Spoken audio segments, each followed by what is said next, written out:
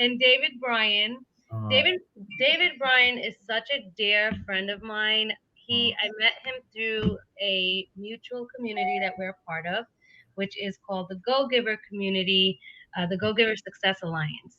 mm, And I met David in person mm, back in January, where, I'm going to get into a little bit about what he does because he has helped me so much just within my own business and create, sparked so many different ideas to elevate my business to the next level and also balance my life with my children and my family as well.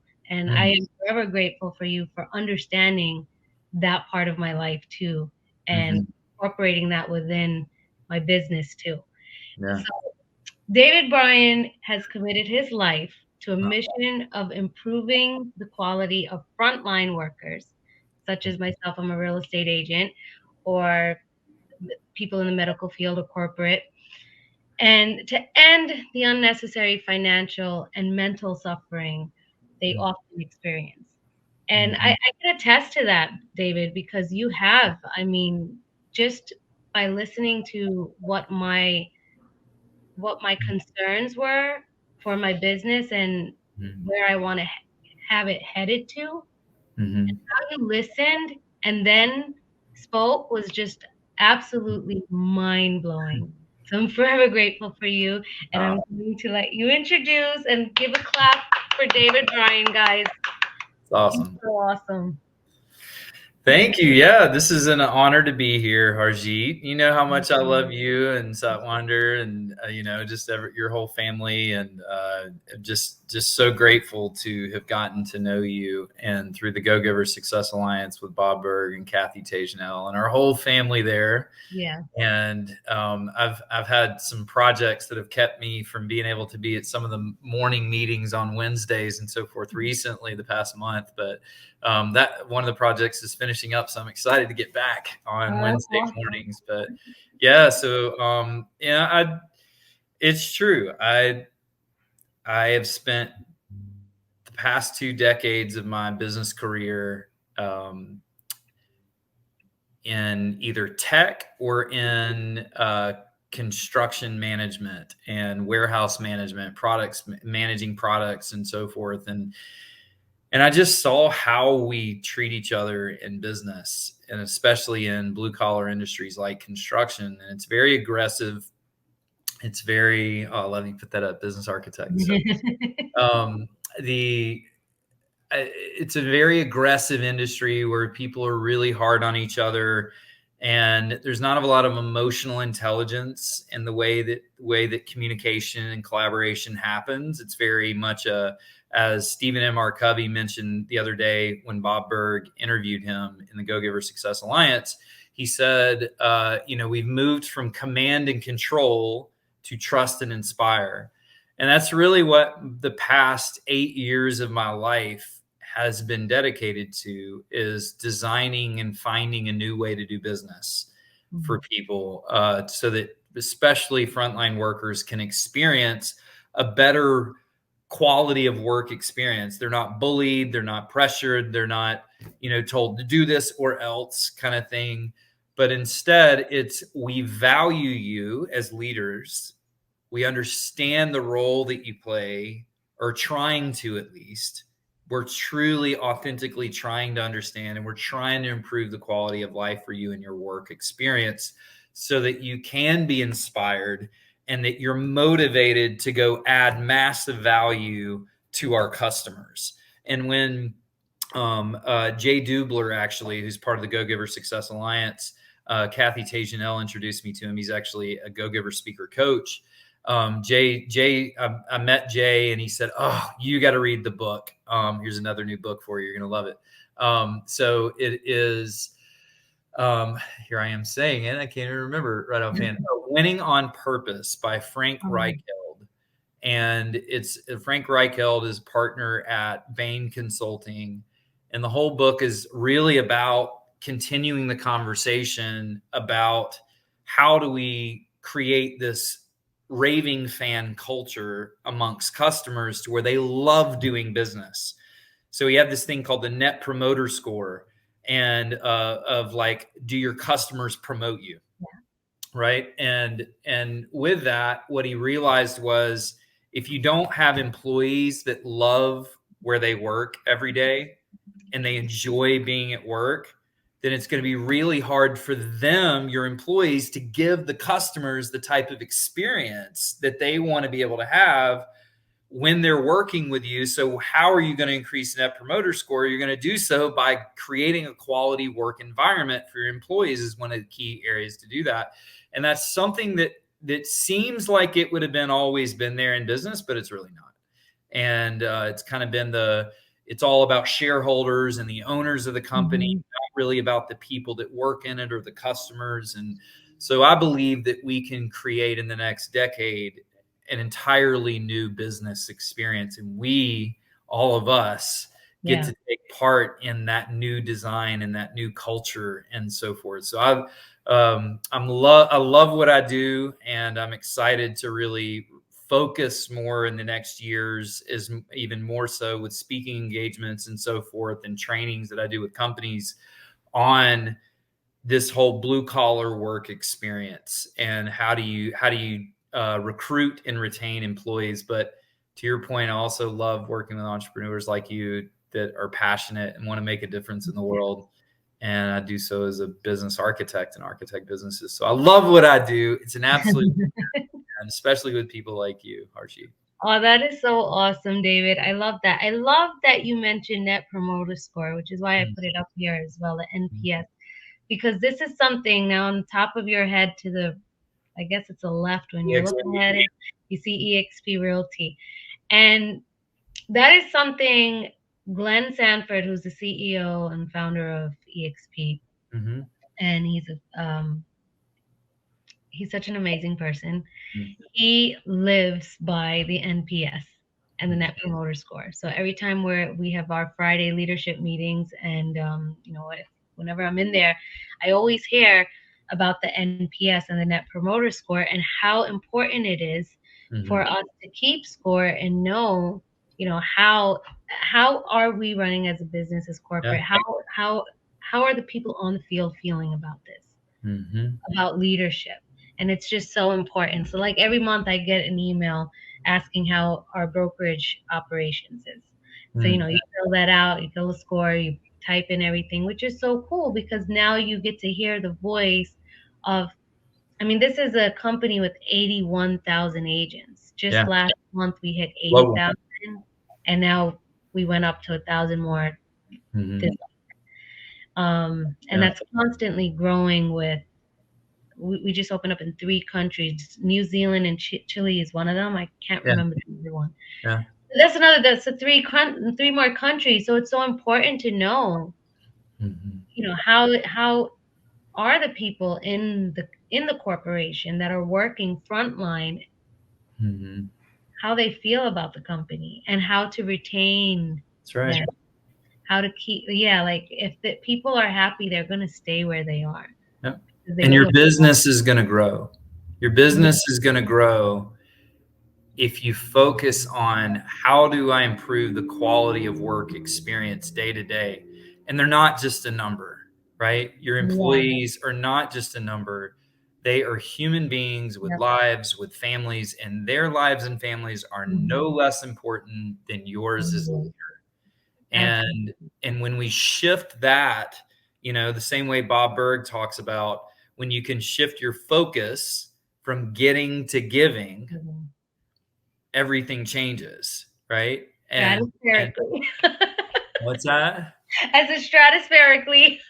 Stratospherically changes. I think you and I have both experienced that growth in our businesses, and the impact in our lives and our relationships. I know your husband's talked about it before, Yeah. of how just reading the Go-Giver has made an impact on y'all's marriage, and so forth, in so many ways. And I find the same thing. And it's just, we have to begin to change how we treat each other in business.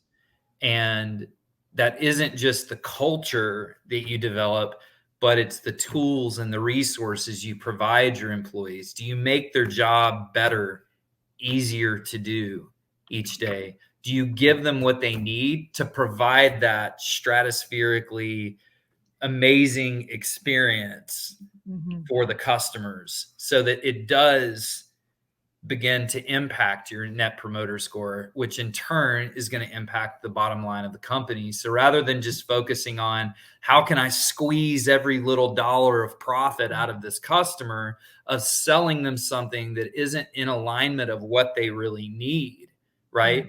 Or if you were the way I like to look at sales is this: if I was on the other side of the table and I was the buyer, how would I want this person that's selling to me, what would I want them to do for me?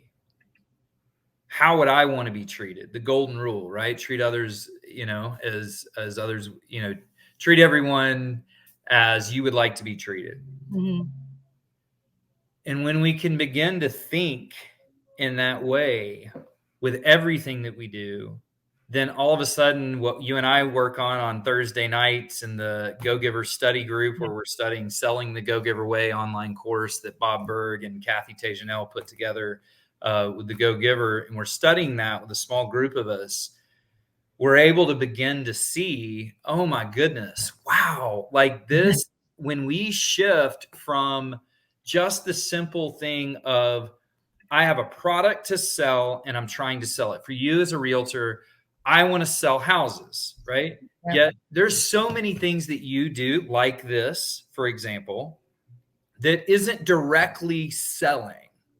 Exactly. But you're adding value to people's lives. And when you can constantly focus on how can I add value to someone, but add the most value possible that I could possibly add to their life here, then that's going to create an experience with you to where they trust you, as Bob talks about. And when you do that, things begin to start coming your way. The universe, God, whatever you want to call it, begins to, I believe, conspire and begins to work in your direction and make things happen for you to where you don't have to push. You don't have to pressure it. You're so right, David. You brought in Simon Alexander, I think, was it last week or 2 weeks ago, on your idea to impact. And I was listening to his book on my, like, whenever I'm driving, and that's exactly what he was talking about as well. It's like the energy that you focus on is what will come and conspire to come bring back to you. And that just reminded me of what he said and what you're saying right now, what Bob teaches us. And that's what we're doing. It's like when we're talking on our Thursday night study groups, like light bulbs start they start just pop, like, you start seeing the light bulb shine. And it's just amazing how, you're right. It's what is the value that idea to impact is not something that you sell. You bring on impactors, world impactors, you and Matthew Elmer, and you talk about the impact that they're putting on into the world. But that's the value that we can give to anybody who's watching this. And same thing with Jaw Time with Realtor Jeet is like, if you can take one thing out of any of the videos that you see, one thing that will impact your life and take it to a positive direction, then that's like my mission has been completed for that week. So true. Yeah, one person, right? If it impacts one person. Just one, Yeah. So agree. Yeah, and it's and when we begin to look for what are you focus on, like Tony Robbins has a saying, where what you focus on is what you feel. What you focus on is what you get, right? Like that. Like if I'm focusing on how can I add value to others? How can I give to others? How can I not just do just enough, right? But how can I provide just more, right? And then the most that I can provide. And then the key in business for profitability so you can stay in business and serve more people is to do that as efficiently as possible. So not only can I add a lot of value, but how can I do it in the shortest amount of time for the least amount of cost, right? And Yeah. so when you begin to look at business as a whole, yeah, I could go spend my time serving these people. So I'm actually working on another thing right now of the 10 principles of creating a soul line business, right? And when I say soul line, what do I mean by that? I mean when your family,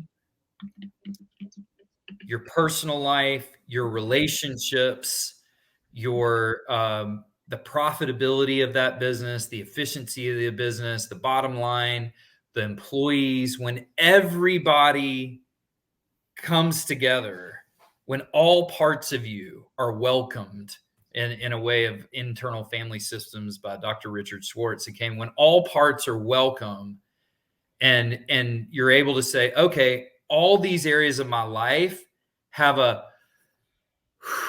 that feels good. Yeah. That's what I call soul aligned. When you are like, yes, right? And so one of the things we did with you is we were like, okay, you have this area of business you're wanting to expand into, and you're like, oh, we could do this and we could do this, and we can always get into the oh, we could do this Yeah. scenario when you're architecting businesses, right? Yeah. But if you don't first know, these are 10 things that are mandated in my life. Yeah. I have to have these things. And one of those things we discovered for you was I want to make the most of every minute with my young daughter as she's growing so I don't miss out on these opportunities. Right. Yeah. So, how can we shift what you're doing for the next 6 months? Or I think you have 3 more months, right? Until she starts Yeah. school in the fall, Yeah. right? So, how can we plan to, oh, I'll be able to do more come September when she's in school. And at that, but spend this time and study and research and all this kind of stuff. So we put so much pressure on ourselves to go accomplish so much in such a short amount of time. Or we feel pressure on ourselves. We put pressure on ourselves of like, I should be further along Yeah. than I am at this stage in my life. Mhm. Or I should have accomplished so much more. And Tony Robbins says we can should ourselves to death, right? I should have done this. I should have done this. I should have done Yeah. this.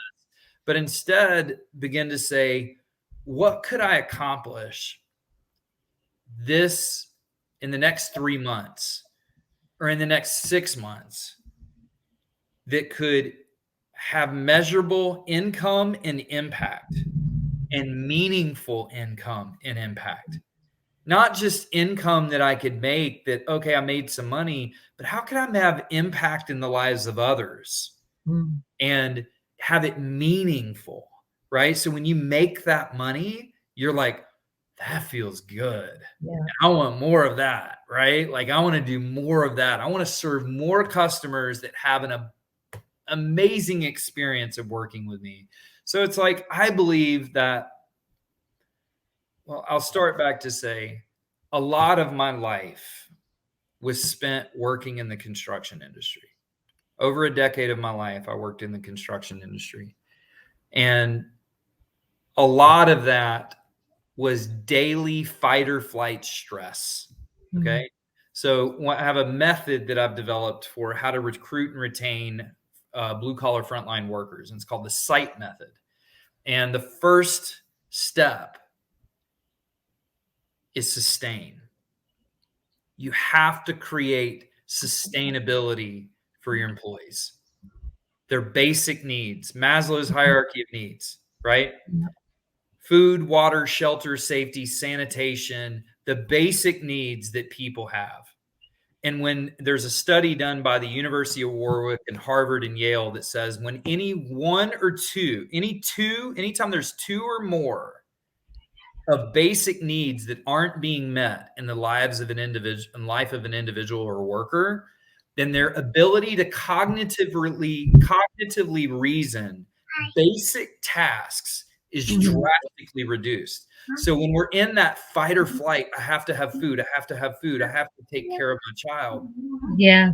When you get into these situations, our ability to focus on the task at hand is far greater challenge, right? And that's right. She's here. Right as we give the big egg, hey, beautiful. Say hi. You can put Hey. on. Go. She just came back from the zoo. Go. Go Oh, take it outside. Okay, but you have to put it really low. Okay. That. So that that's one of couldn't it. come at a better time. I know.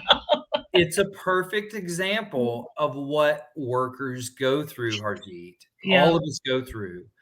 Our Mhm. ability to greatly serve customers with immense value can be drastically impacted by all the distractions we have that go on in our life, Yeah. right? And if, Absolutely. oh, the car broke down or the house, the power's out in the house. Well, all you can think about is how do I get the power back on in the house so all the food in the refrigerator doesn't go bad, or so the heat, maybe it's 20 degrees outside and the power's gone out, right? Oh my gosh, David, that actually happened over the winter where our boiler just stopped. Like Yeah. the filter needed to be changed, but this was like at 8 o'clock at night. Mhm. So it was 8 o'clock at night.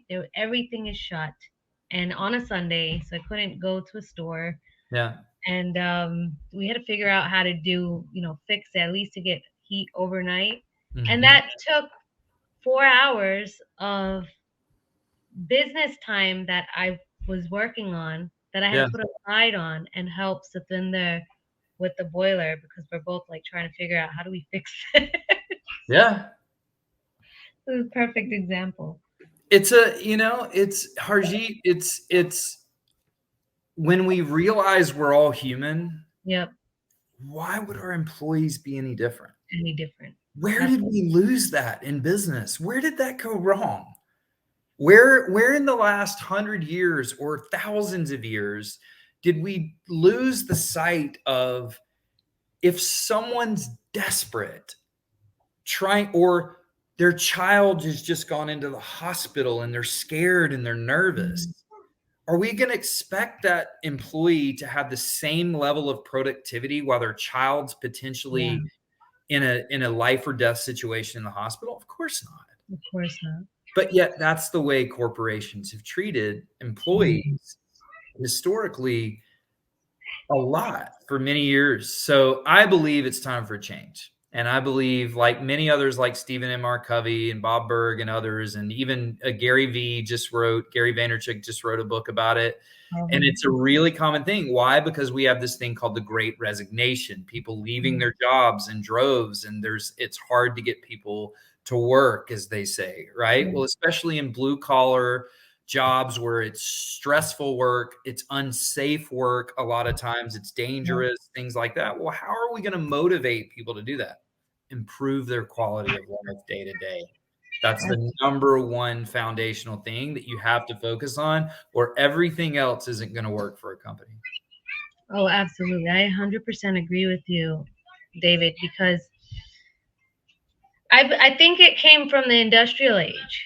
And Mm, we're still working in the industrial age where the mindset of corporations are still in like Stephen M. R. Covey says in his Trust and Inspire, it mhm, went from command and control to enlightened command and control, where mhm. it's still command and control, but you have kind of like, okay, how can I do have better efficiency just by being enlightened that if we're overwhelmingly commanding them and controlling them, we could lose them. But the trust and inspire is saying, I trust you, go take care of your family, Yeah, you come back, and you're going to do an amazing job afterwards. yeah. And you're right, I think it's the lack of empathy Mhm. where corporations have deter, detoured, or whatever, what's the word, had Yeah, moved away from the yeah. lack of empathy. Do And you think of a time? Here's an exercise for everybody that's listening. Think of a time in your history of work in your life and business where you knew that when somebody said, "Oh, I have your best interest at heart," a leader says, "I have your best interest," or maybe it's a salesperson, right? Mhm. Maybe you're buying a car and you have that poor buying experience where they're like, "Oh, they did not have my best interest at heart." Then think about a time when people say, "I have your best interest at heart," but you know they really don't. They have their own interests in You could that feel moment. it. And people could feel that emotion. Feel it. People feel that energy. Mhm. That, oh, this is like your gut is telling you, no, I don't think what's coming out of their mouth is aligning with what is actually going on with the, what's going on with the transaction or whatever, like purchasing a car or a house or working. You just feel it. Yep. Um, you just talked about something we were talking about this morning on what on our Wednesday calls when I came in. Our friend Jeff West wrote, "Let's try something to just to Mhm. have some fun. When you see someone do something great in when you go into a store or wherever, or they did an amazing job, ask for them Mhm. to be the manager. Mhm. And when the manager comes out, praise that person. Like, how Mhm. amazing is this employee? You did such a great job. And Mhm. how will that change that person's day, right? Yeah. I was like, that is. So I used to work for a corporate when a corporation, a retail corporation, when the kids were in middle school, Mhm. and whenever irate customer would come in, I was Mhm. calm with them. I just didn't reward them. Yeah. Because that's the end goal is I want a $200 card or get a store credit card or this or that. And Mhm. this is what, I was told to do. Like if an irate customer comes, make them happy, just give them 50 to $200. That's the max you can give somebody. Mhm. So the one time this woman comes in and her order, she was moving to North Carolina, Mhm. and her order was mismanaged by the corporate level. And she came in and she was talking and she was like, okay, she was so nice and so Mhm. understanding. Where I called corporate, got everything handled, where everything was gonna come in like a week later from her moving. And she was like, yeah, I understand. Sweetest woman. I Mhm. gave her that card. I said, thank you for being so patient. Mhm. And here's a store credit. Yeah. And I thought this is how things should be. Like, why Yeah. should we award someone that's coming in and Yeah. not only are you disrupting the environment of the store, Mhm. you're just like it's entitlement. Yeah. It So, is. yep. And I was in my 20s then. So 20s, early 30s, but I didn't read. I wasn't doing like reading any of our favorite books that we have now, but Mhm. it's just something that my heart told me like this is not right. I'm not going to do that. And I Mhm. think a lot of corporations, David, you're lost that way of let's just shut the customer up by awarding them Mhm. and not awarding those customers who are loyal Mhm. to those companies. That's very true. So what I hear you saying is that you're saying when somebody has a bad experience and they become irate or something, then it's like, okay, well, let me give you extra bonuses or a cheaper price or whatever it is, Yep. rather than focusing on rewarding the customers who have been loyal to you and treated your people well and Yep. treated your employees well, rather than trying to just maintain a customer that's already mad at you. Is that what you're saying? Yeah, that's what. Yeah, even if it's a customer or an employee, like Employee. whoever it is, you're rewarding the negative Hmm. versus rewarding the people who are impacting. Yeah, I love that. Yeah. And I think that's. I hope I'm on the same page Yeah, as you were talking you about, like are. with Yeah. with companies not being. I think that's what it is. It's empathy. Yes. And it is empathy. And one of the things that, so from 2014 to 2016, I started a consulting company in the construction industry. And we set out to prove a new way to do business in the construction industry. I hired a PhD ethnographer from CUNY University in New York, City University in New York, Yeah. and for one of the top sociology departments in the world. So he came in, this guy came in and actually worked undercover on construction jobs. So they thought he was just like a superintendent that was just on the job site doing construction work. But here he Oh, had like a wow. PhD, right? Yeah. And he was like documenting and studying for all this research that we worked on for blue collar frontline workers in the construction industry. And how do you recruit them, and how do you retain them on job sites and give them the best quality work experience? And one of the people that I interviewed was a country guy from Alabama. And I mean, he was chiefing, smoking cigarettes left and right in his truck, and he'd sit out there. But when he came to a job site, and I'm talking big apartment complex projects that we worked on, and our company managed a lot of the masonry installation for all like the stone that would go on a big apartment complex or something like that. We would do all that, and like the CMU stairwells and things like that.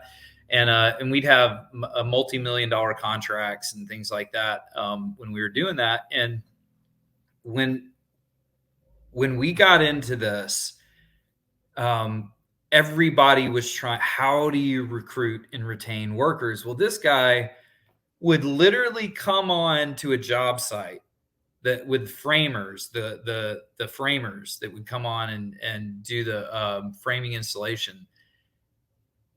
These people would come in like vans, and I remember one time he brought like 130 workers to the job site at a single time. And they Wow. all drove up in vans. And I asked him, I said, how do you do it? How do you get this many workers to come to your job site and be loyal to you? He Mm. goes, real simple. He said, treat them like a human being, Oh, I love that. pay them every Friday like clockwork, and make sure you always have enough work for them to keep working for you. So he knew his job was to just provide consistent, Hmm. safe work with all the materials there so they could stay working consistently, Yeah. right? His job was to create the environment for Hmm. the workers to thrive. And he knew it. And he knew what he needed to provide for them in order to do it. That's what eXp Realty has done. Yeah. They have, yes, what's your job? Like, that's what eXp, they have disrupted the industry. Why? Because they knew themselves there was a better way to do it. Oh, absolutely. There's Yeah. a better way to do it. The realtors deserved a greater profit margin Yeah. out of the deal, and the brokers were taking too much out of Hmm. the sale. Well, guess what? He's been rewarded because he's creating consistently the best work experience for a realtor possible by 80,000 realtors globally. That's 80. disruptive is great for business. And Yeah. I believe that we can all disrupt the old way of doing business Yeah. with a better way where we all can enjoy work again, and we can enjoy it. We look forward to it. And there's many Yeah. ways we go about doing that. Like community is a big one. You got to create community. If people have the option of driving Uber by themselves or Yeah. DoorDash or working from home and investing in NFTs and stuff, all of that's great, Hmm. but you're alone. When you can create community in a company, that's transformational. People want to be part of a community, right? I love that. Absolutely. That's one of the questions, one of the main questions we get as EXP agents is, where's your office? you guys aren't you guys so like alone? You're in the cloud. There's no communication with people. No, that's absolutely opposite Mm-hmm. of what you think because we are such a tight-knit community. Mm-hmm. And from the moment I joined in January 2019, I haven't seen anything less than community. Any like even sitting at an office, a traditional office, I didn't have that much sense of community in a small brokerage than I did in EXP when there was only 15,000 agents when I joined. Mm-hmm. That was 2019, and New York was just opened. Mm-hmm. So the community is built through the world, built Mm-hmm. through our workplace. It's just like how we have our community built digitally. Mm-hmm. Gogiver Success Alliance. We Yeah. meet every Wednesday, and most of us haven't even met in person, and we're like really, really good friends. Mm-hmm. Yeah, Kathy and Bob have done a phenomenal job putting that An together. amazing job. Yeah. And where else can you find that is where people want to create community and impact world globally. Yeah. And thank goodness for the technology that we do have today, which allows us to do this. Yeah.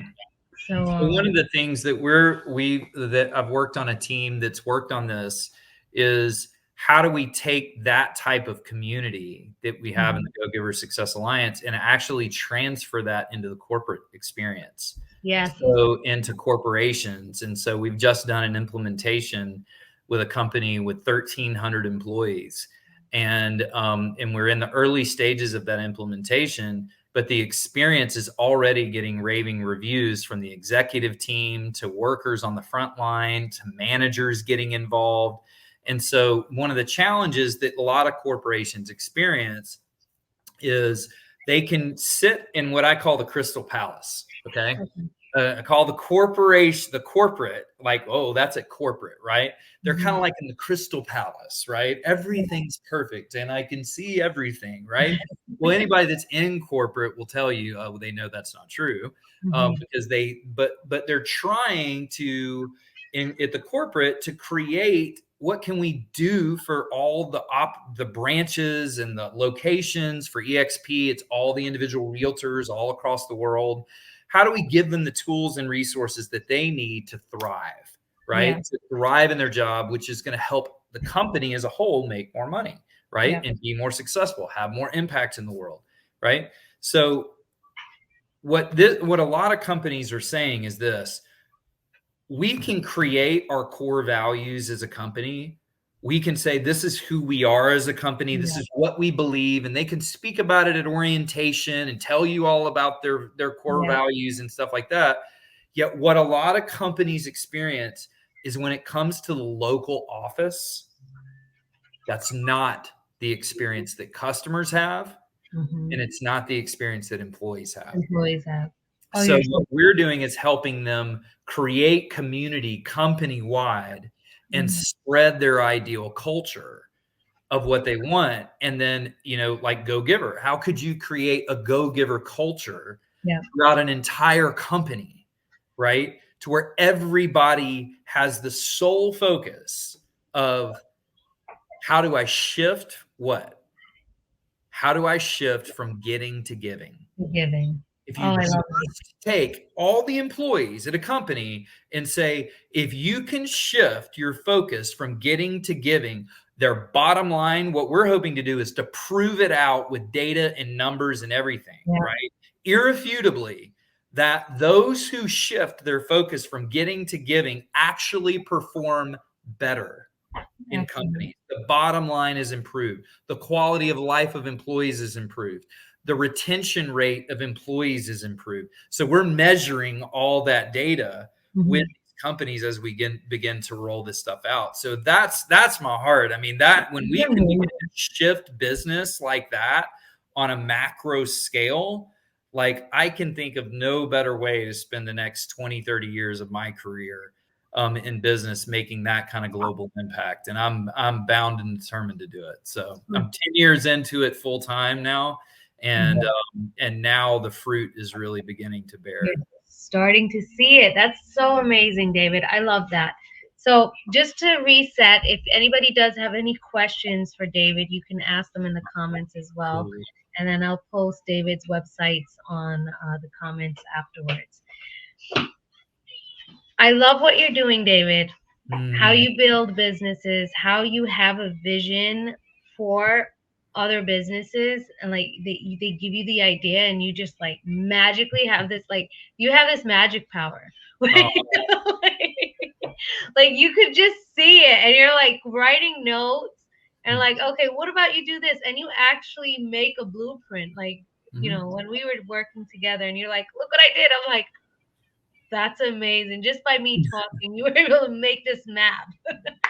And mm, and you connected me with so many amazing people that were able to like, that we could work together with. mhm, So what is it now that you're doing? Like, I know you mhm. switched a, a one company, I think it's the photography company you were talking about. Oh yeah. How has your work impacted these corporations? Mm, great question. So my focus is always whether it's so I have several companies. One of them is a software development company that builds order management systems and software and any kind of software for any type of, whether it's a mobile app or anything like that. So I have a company that does that. It's called DevShield, devshield.io. And you can, if anybody's interested in that, it's david.bryan, Bryan, at devshield.io, devshield.io. I'll put So, that yeah. in. So that's one of the companies that I have with my co-founder Josh Lewis, and he's amazing. Um, so another company I have is called Keyturn. That's an investor-funded company. Like Mark Cuban and some other big investors have invested in that business, and that's been a longer road. And I've learned a lot of lessons along the way. Of raised over $1 million in capital to losing a lot of that capital, running out of capital, and then getting resourceful and finding a way to keep the company going even when you don't Mhm. have the capital to do it. And so I bring a lot of that knowledge and experience to people in a business called Soul Shield as well, where I do consulting with entrepreneurs, and I only have a few clients that I really work with. A lot of times I just give, I just, because I have income from other business. Sometimes if I'm really passionate about it, I actually have two nonprofits that I just give to and help architect their businesses and fundraising strategies and things like that. And I'm really excited about both of those nonprofits, and it's an honor to work with them. But I just love it. I love serving and giving and adding impact, like helping organizations, not just my businesses, but other people's businesses, to go make greater impact in the world, go change the world as well. Right. So, sometimes I'll become an equity partner in a company. Sometimes I just literally just give and just say, yeah, sure, help. And so in doing that, what I'm always looking for is this. So if you want to learn, so people say, well, how do I innovate in my business? How do Mhm. I see things differently? How do you do it, David? Like, how do you come in and just like take a look at somebody's business and then provide these ideas, kind of like Yeah. what you're saying? And some of it is a gift.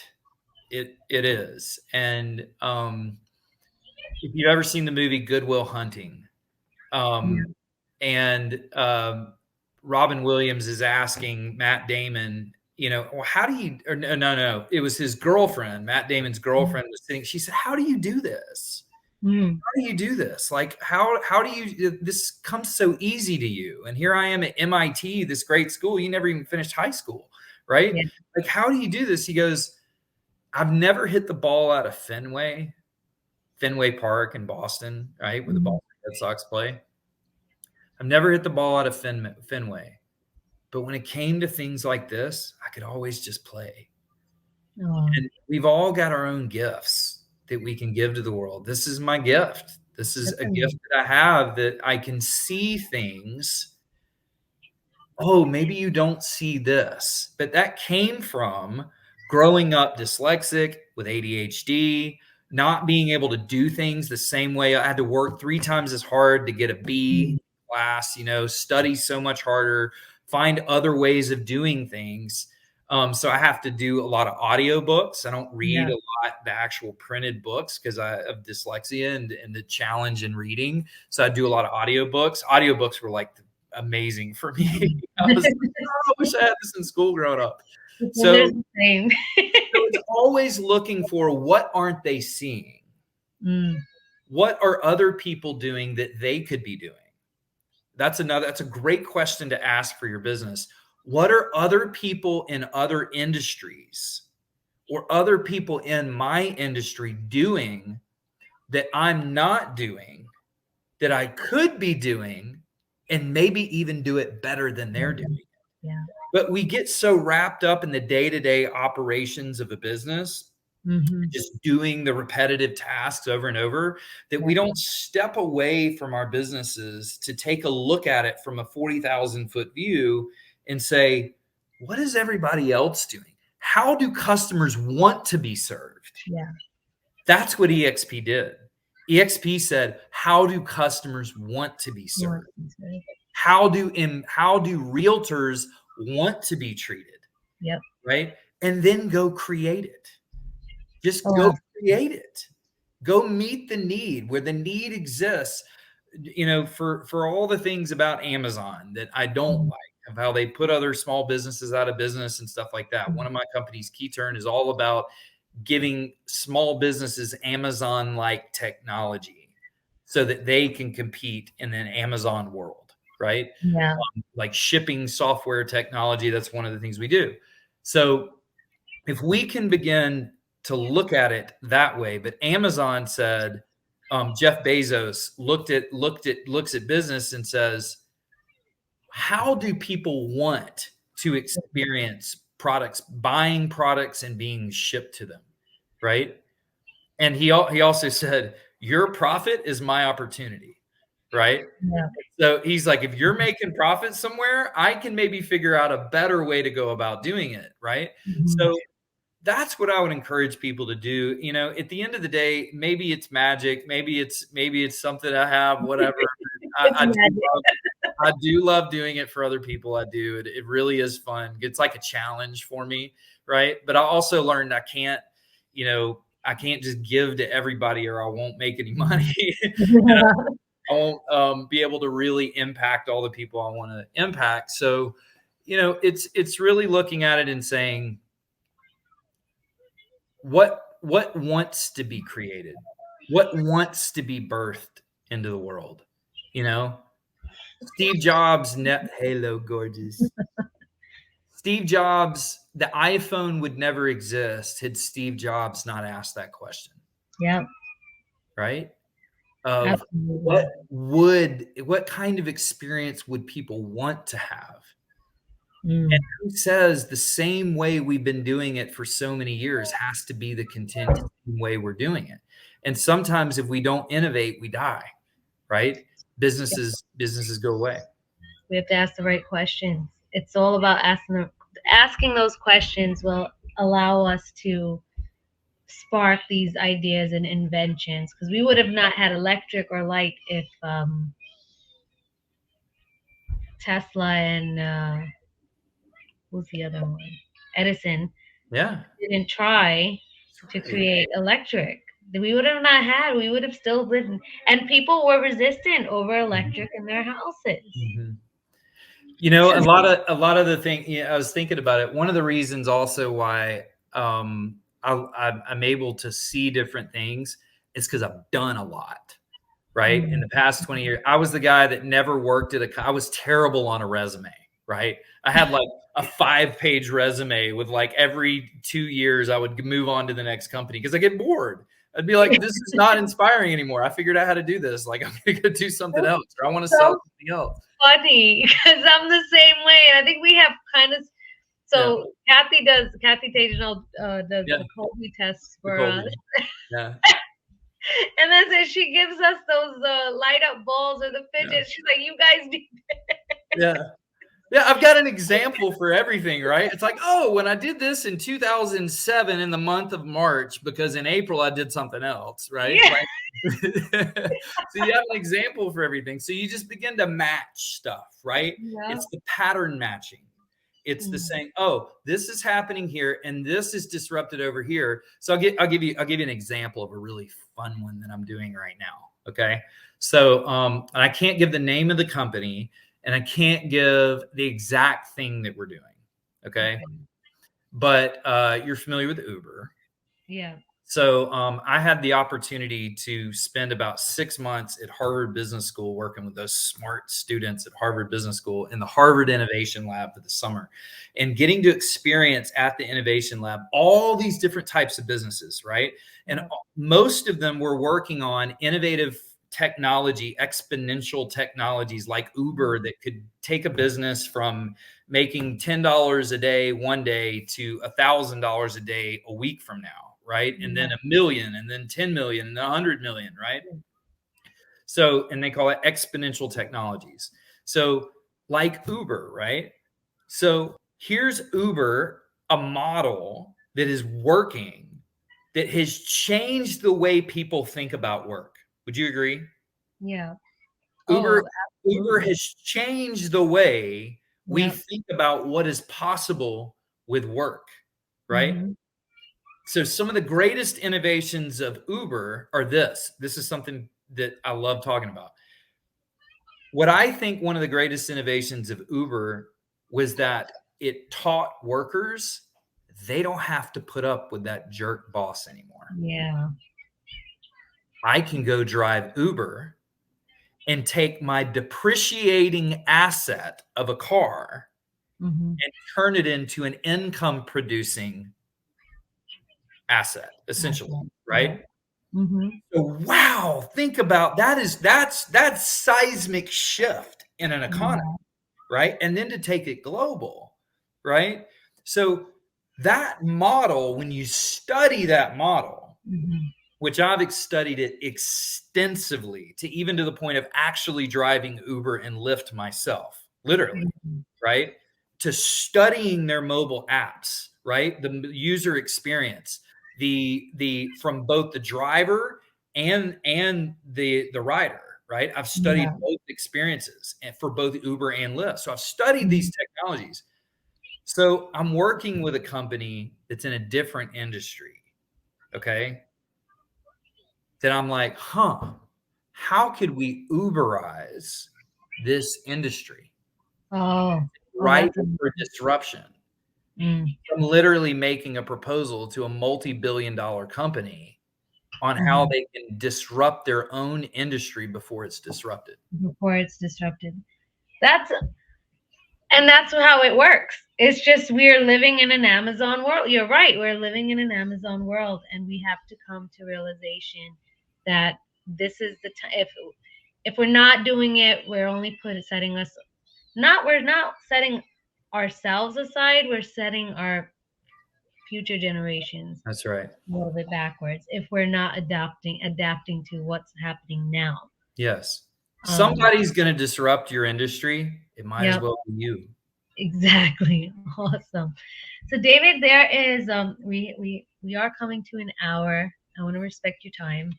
And Mhm. I do want to ask you, you do something so amazing that's so like it has really connected me to you every Mhm. time you mention it. Um, your passion to end human trafficking Mhm. and to make it aware to the world that this is still ongoing.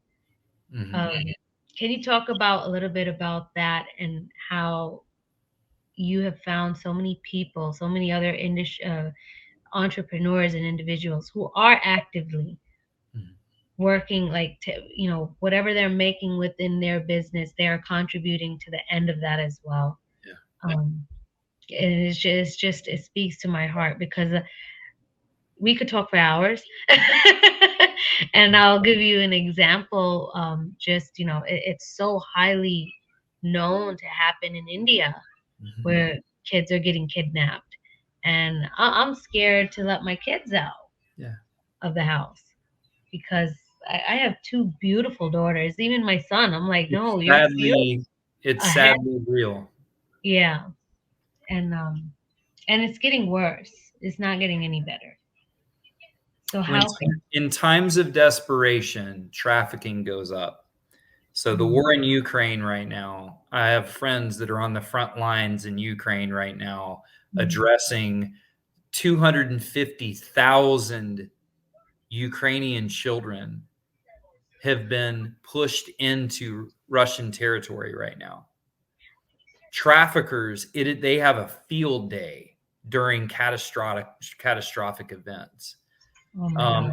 And so there it's that, and when there's an earthquake, so friends of mine that are connected to people in Haiti, when the earthquake happened and hurricanes and all that kind of stuff, then that's when a lot of trafficking occurs, because you have people that come in saying, I want to help these kids, right, who are displaced, or maybe their parents have died in the earthquake or whatever. Well, they say, hey child, I'll help you, I'll give you some food, and then they traffic them.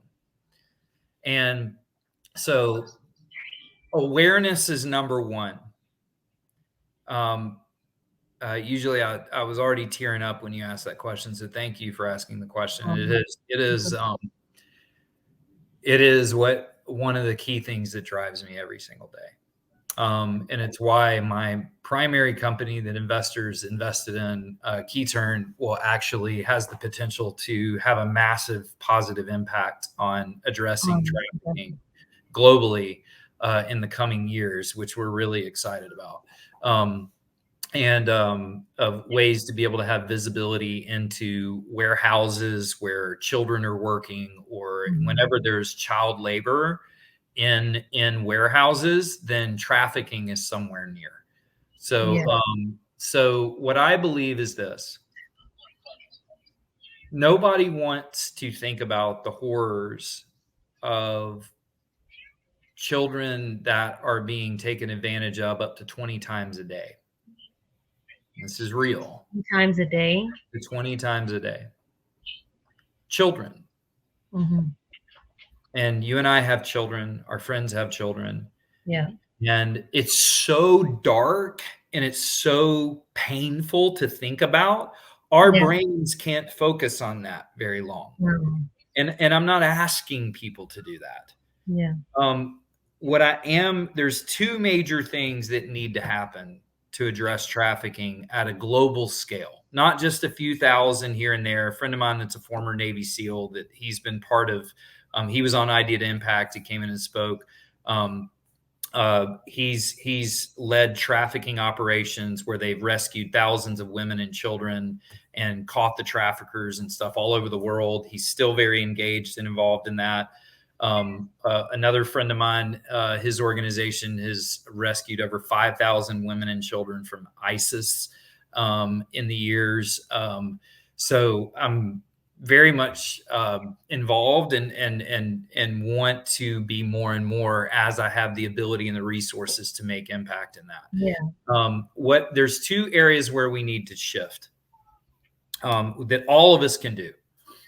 One is just make yourself aware about what trafficking is and where it exists, how it works, so that we can be on the lookout for situations that we may see in the mall or at the supermarket or at a gas station where we may see trafficking happening, to where we could alert authorities. So all of us can take participation in that. Okay, so that's one thing, Mhm. is make yourself aware on what you can do to make a difference. The second thing is that corporations can no longer turn a blind eye to their supply chains, and we as consumers need to make a difference with how we spend our money. Is begin to request transparency of these corporations more and more as to what's really going on in their supply chains, how products are being purchased, and things like that. My friend Nazreen Sheikh with Empowerment Collective, that's been on Idea to Impact, and shared about how she was in modern day slavery. Mhm. She doesn't even know how old she was, because she doesn't even literally know how old she is, Yeah. because she had her birth certificate and everything taken away from her. She doesn't know. And when corporations can begin to hold themselves accountable. Yeah. If I'm making $250,000 a year as an executive for a company that sells its products at Walmart or fast fashion companies, which our friend Jordana Guimarães with Fashion Innovation is Mhm. helping bring to light with her organization. Um, when we know that these things are going on in our corporations, um, I believe, do you want to make money every day knowing that there's a probability that there's trafficking and modern day slavery in the supply chains of people who are making the products? Would you want to work at a company where you had that on your conscience? Of course not. Yeah. But yet, what we do is we justify it by saying, well, that's not me really doing that. I'm just doing my job and providing for my family. When we have that, that is the number one thing that is preventing massive change, is when we as individuals say, that's not my problem. Awareness. Awareness, and then how can I, in my job every day, make a difference? And I guess the last thing I would say is this, is that the nonprofit sector has got to begin to collaborate with the for-profit sector, and the competition over fundraising funds and funds for nonprofits has got to change. Yeah. We've got to come to, the only way it's going to happen is if the for-profit sector, government, nonprofits all come together to solve these problems together. And Collaborate. when that begins to happen, um, change can really happen on a global scale. And when all of our eyes are looking for it at the same, because it's happening right under our noses. Right. Yes. When that begins to happen, then those who are hiding in the darkness, we can shed a light into the darkness, Mm, and they can't hide anymore. I love that. You're so right. So how can we all make that one difference? David just said it, as at an individual level, where it's not taking away from your day. That's You know, right. it's just not taking away from your day. It's just a simple thing as you can save a life, you can save a child. Or, I mean, I was driving and I saw three signs on the highway that said missing adult. Mm-hmm. I mean, it's not just children at this point that are getting kidnapped. There's grown adults that are getting kidnapped as Mm-hmm. well. So it's so important. Make yourself aware. See what organizations there are in your community, because there Mm-hmm. is an organization in your community that Yep. does fight it, and get involved. Be part of that, Mm-hmm. or see. You can call. There are different websites that you can report it to. Yep. That's right. Which I'll put it in the comments below as well. Yeah. So thank you so much for that, David. I Oh, yeah. truly Thanks for appreciate asking it. that. Oh, I know it's so close to your heart, and there was no way I was not going to ask that over here. Thank you. Yeah, My it's a mission every single day. It really yes, is. it is. As long as there's children that are waking up unsafe and being taken advantage of every day, I'll never stop. I'll It's, never stop. And I'll always have motivation. I don't ever want to stop working. I literally never want to stop working. As long as there is people that are suffering in this world and I can make a difference with it, I don't ever want to stop working. oh, you're the sweetest person I've met. And it's so crazy because you and Satwinder have so much in common. It's like you're the We same. do. We're brothers. You guys are. It's like, Yeah, that's why you guys connected so much in we do. Florida. Yeah.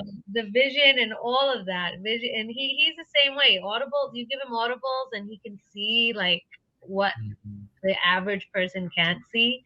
And you both have this magic. It's amazing. So before I go, Mhm. before I close out, I love to ask my guests, you're Mhm. so special, to Oh, close out for Jaw Time with Realtor Jeet.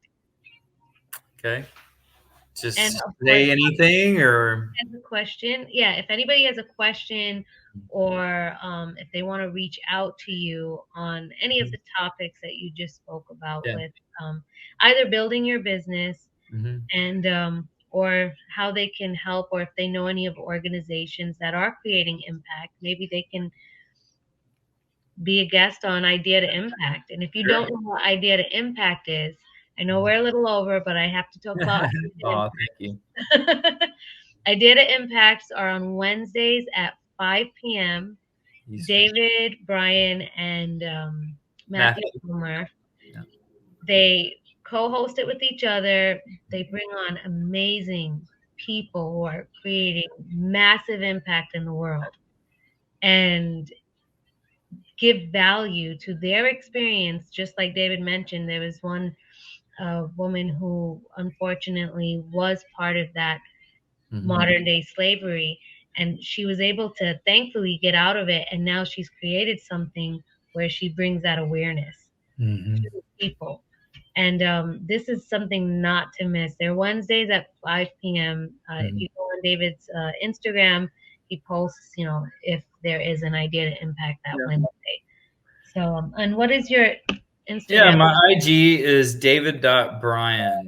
So that's probably the best way to kind of I need to do more LinkedIn, and I'm an artist too. I love like creativity, anything, Oh yeah, you and got to see his poetry and poem. yeah. So you So can end with the poem if you want. oh yeah, I'll end with a poem. I'll read a poem and I'll end it for you. I just wrote it this week. Awesome. Yeah, it's so I was at this place here in Nashville. I'm gonna Um, put you on solo because I want to see like you're gonna do this. okay, okay, yeah. So my Instagram is uh, David.Bryan is what that is. So yeah, um, I love poetry. I've always been an artist and musician and things like that. And so I was this week. I was at a place called Radnor Lake in Nashville. This beautiful lake, and it's this nature walk, and you're in nature, in the hustle bustle of Nashville. And I was walking around, and I was taking some pictures, and I was noticing the beauty of the forest and how in the forest we have. Um, you have these powerful, strong trees all next to each other, providing a canopy of cover for everything below in the forest. And yet there's trees that have fallen, they've died. And so the forest is always this beautiful picture for me of life and death and the journey of life.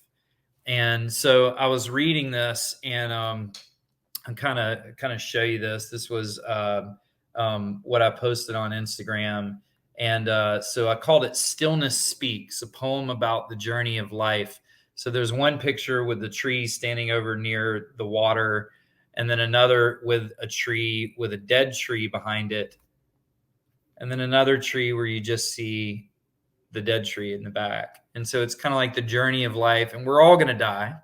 It's going to happen, 100% that you're going to die here in this lifetime. And so I want to live the best possible life and make the most amount of impact in the lives of others and hurt the least amount of people along the way. And so I wrote this poem. It's called Stillness Speaks. So, a voice louder than I've ever known, more clear and present. Be still and watch the dance with the rhythms of the light. The forest changes with every storm, an aging tree that dies. As if feet have traveled this way, sojourners taking the path before, having learned there is no value in worrying about what happened in the past or what could in the future be. Just present and still, unwavering. These beings do not fear the storm on the horizon, for if it takes them down, it is their time. We experience it all, they say, the standing tall and the fall. Oh, the reverence of the great sun, Absorbing its light, its warmth, just the same, it embraces the coming of the rain. Let us fear not the uncertainty of this path, the dangers that wait, the intentions of those who believe themselves to be great, that could cut us down with their axes and the words they say. For there is great purpose in providing shade for those who could not stand the heat of the sun or the winter's freezing rain. To live this life in service to one another, in communion, to love and not take. For human hearts are fragile and they break. I want to dance with the stillness of nature, my greatest teacher. That's it. I love reading poetry. That was so beautiful. Thank you so much for that. You're welcome. That's David Bryan, David.Bryan. Instagram is at David.Bryan. He posts a lot of poems on there. They're so beautiful. And just hearing you read it it's magical. I told you, you have a magic power. It's We did. love. Love is the magic power that we all can have. We It all is. have it. We just got to give it. I love that. I love the love, do not take. That's just beautiful. We do have a comment here from our wonderful friend and your love, Dunya. Anyone working for it with either of you is so lucky and blessed. You are So true. you are two incredible leaders. Thank you, Dunya. We love you.